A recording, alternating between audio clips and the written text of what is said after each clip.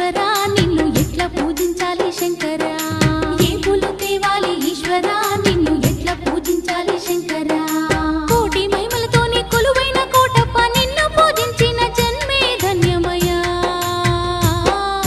ఏ పూలు తేవాలి ఈశ్వరా నిన్ను ఎట్లా పూజించాలి శంకరా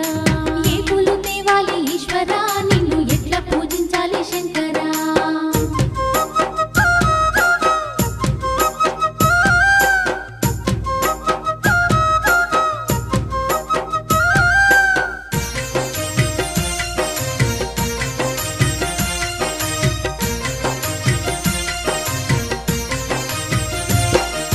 దివ్య మంగళ రూపం దీనుల కాచే హస్తం దిక్కులన్నీ